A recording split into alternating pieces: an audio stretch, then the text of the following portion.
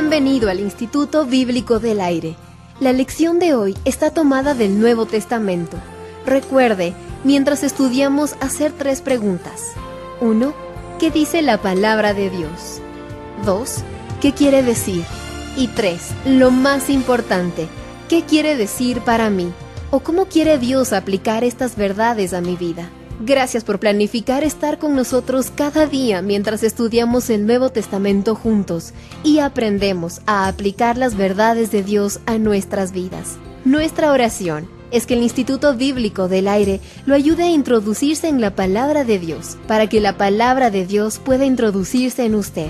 Entonces, ocurrirán cosas maravillosas y milagrosas. El Instituto Bíblico del Aire agradece a Dios por la oportunidad de estudiar las Sagradas Escrituras con usted. Ahora, aquí está nuestro maestro, que nos ayudará a aprender y aplicar muchas verdades del Nuevo Testamento. Al continuar estudiando el Evangelio de Mateo, habiendo visto las enseñanzas y los valores de Jesucristo, llegamos al lugar donde el diálogo hostil entre él y los religiosos se convierte en una guerra abierta. Y luego esto nos lleva al discurso del Monte de los Olivos y posteriormente a la más grande crisis en la vida de Jesucristo, la crisis de su muerte y resurrección. Usted hallará en el capítulo 22 de Mateo que Jesús contestará a los políticos y a algunos de los religiosos, quienes eran muy políticos. Él da esa gran enseñanza sobre Dios y César. Ellos vienen y le dan una moneda porque le preguntaron: ¿es lícito pagar impuestos a César? Y él pidió la moneda e hizo esa gran pregunta: ¿de quién es la imagen que está estampada en esta moneda? Y ellos respondieron: de César. La aplicación obvia es: bien, ustedes tienen la imagen de Dios estampada en ustedes, así que dense a sí mismos a Dios y denle el dinero a César. Ahora, habrá oportunidades cuando César los va a pedir a ustedes, y él no puede tenerles según la Escritura. Dios casi nunca pedirá lo que es de César. Ahora, César sí pedirá algunas veces total lealtad de parte de ustedes. Y es entonces cuando, como dice Bonhoeffer, uno llega al punto de desobediencia civil. No se le puede dar a César lo que es de Dios. Esa parece ser la enseñanza que él dio al responderle a estos políticos. En Mateo capítulo 17 tenemos un ejemplo cuando Jesús pagó sus impuestos.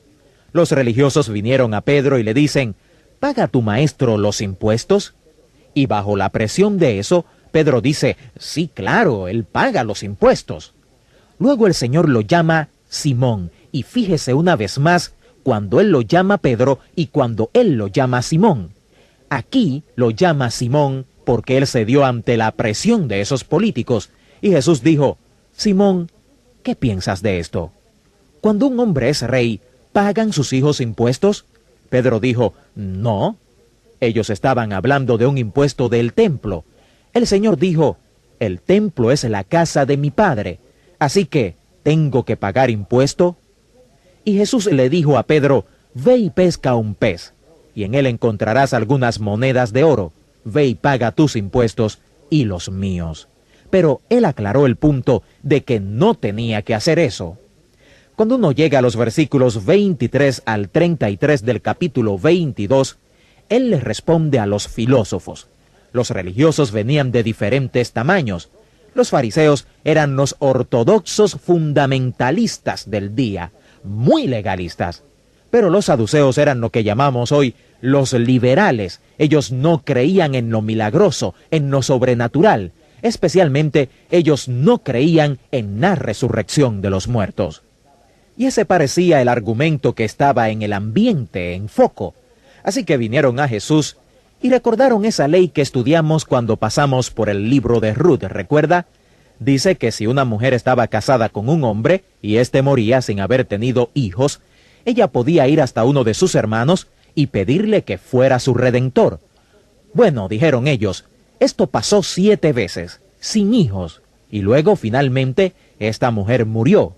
En la resurrección, ¿quién será su esposo? Y Jesús les dijo: ustedes son ignorantes, tanto de la Escritura como del poder de Dios. En la resurrección no se casarán ni se darán en casamiento, porque serán como los ángeles. Se dice que cuando alguien hace una pregunta, uno no solo debe responder la pregunta, sino al que la hace. Y en este punto Jesús va mucho más allá.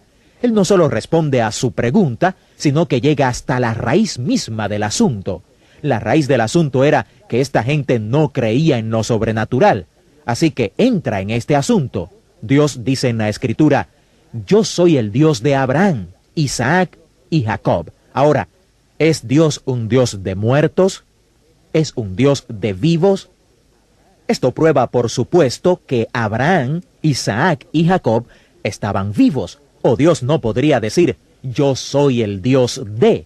En su lugar hubiera dicho, yo fui el Dios de Abraham, de Isaac y de Jacob. Pero él dijo, yo soy el Dios de Abraham. Así que Jesús enfocó la enseñanza bíblica de la resurrección, y los apóstoles también lo hacen en el libro de Hechos, cuando predican la resurrección de Jesús. Si la resurrección de Jesús es verdadera, cualquier cosa sobrenatural puede ser verdad. El verdadero asunto al responderle a estos filósofos es, ¿creen ustedes en lo sobrenatural o no? Luego le responde a teólogos en el capítulo número 22. Uno de los fariseos viene, y este hombre es un experto en el Antiguo Testamento, y le dice, de todas esas leyes de Dios, ¿cuál es la mayor? Y Jesús da esta gran enseñanza. Él dijo, el primer y más grande mandamiento es amar a Dios, y el segundo, amar a tu prójimo como a ti mismo. Recuerde lo que dijimos cuando estudiamos el Sermón del Monte. Las 3 miradas que tenemos que tomar en la vida si es que queremos lograr algo. Tenemos que mirar hacia adentro, tenemos que mirar hacia arriba, y entonces estaremos listos para mirar hacia nuestro alrededor y ser parte de la solución y parte de la respuesta. Es aquí donde Jesús nos dijo cómo tomar todas estas 3 miradas. Él dijo, cuando miren hacia arriba, amen, amen a Dios. Y cuando miren a su alrededor, amen a su prójimo. Y luego, amen a su prójimo como a sí mismos. O sea, cuando miren hacia adentro, ámense a sí mismos. Y por supuesto que cuando él dijo ámense a sí mismos, no quiso decir que cada vez que pase por un espejo, usted haga un devocional de su propia persona. Usted tiene que entender lo que él quiso decir con esto. Él está hablando de autoaceptación, de autorrespeto, pensar bien de usted mismo, decir lo mismo de usted mismo que Dios dice de usted, que usted tiene mucho valor. Luego, cuando llegamos al capítulo 23, tenemos un gran pasaje sobre lo que podríamos llamar la filosofía cristiana del liderazgo. Recuerde que él le dijo a la señora Zebedeo y al pequeño grupo que estuvo en aquel incidente, si ustedes quieren ser grandes en mi reino, tienen que servir. Aquí él está enseñando algo parecido, solo que es más específico. Aquí es cuando el diálogo entre Jesús y los religiosos llega a su cenit, porque él los confronta con su filosofía del liderazgo. Él usa la religión establecida como un ejemplo de lo que su filosofía del liderazgo no es. Ellos son la antítesis de todo lo que Jesús representa. Él dice que estos líderes religiosos les encantaba ser llamados rabí, les encantaba ser llamados padres, les encantaba que los llamaran maestros en el mercado, en el público. Se complacían en que los saludaran en el mercado. Pero él les dice a aquellos que van a seguir su filosofía de liderazgo que hay 3 prohibiciones específicas en la estructura de liderazgo. Él dice, no dejen que les llamen rabí, no dejen que les llamen padre, y nunca dejen que alguien los llame maestros, o algunas traducciones dicen líder, porque todos ustedes son hermanos, y ustedes tienen un rabí, un padre, un maestro. Su rabí, su padre, su maestro es Dios. Y todos ustedes son iguales como hermanos.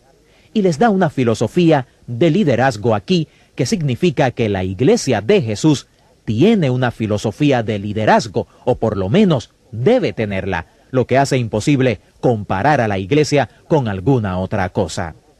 Ahora, la hostilidad con los religiosos era una guerra abierta.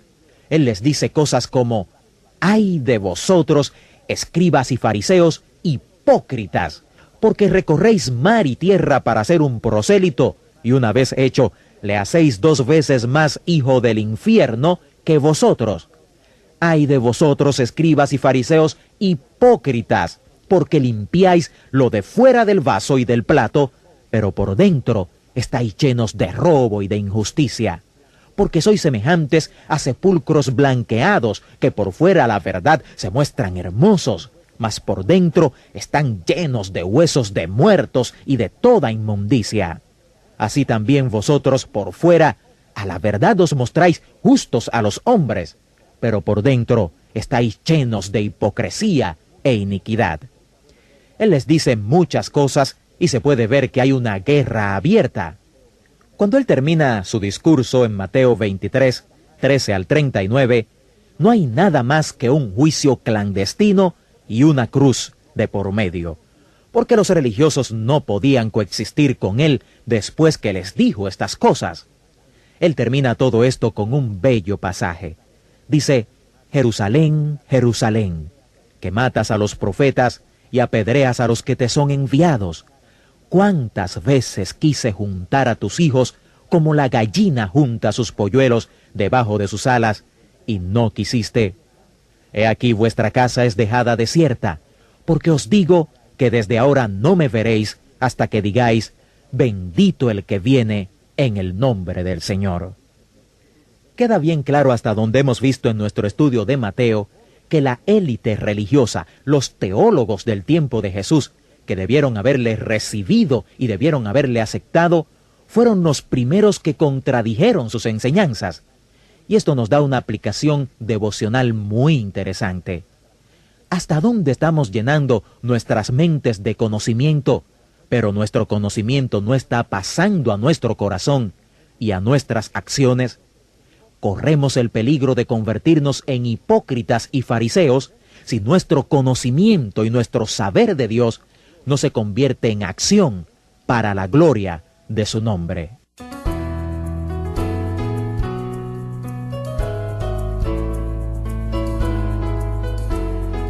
Gracias por unirse al Instituto Bíblico del Aire. Al escuchar estas lecciones, no importa dónde se encuentre en su viaje a través de la vida, oramos que la lección de hoy lo ayude a entender y a aplicar los principios de Dios a su vida. Por favor, planifique unirse a nosotros la próxima vez al aprender juntos más de la palabra de Dios en el Instituto Bíblico del Aire. Contáctenos y comparta lo que está aprendiendo y cómo este estudio lo está ayudando a crecer en su conocimiento y fe en www.institutobiblicodelaire.com. Nos despedimos por ahora. Que nuestro Padre Celestial, que nos ama, lo bendiga a usted y a su familia, protegiéndolo y guardándolo en sus manos amorosas. Le dé su amor y paz y su espíritu de unidad para que su vida y familia glorifiquen a nuestro Señor Jesucristo.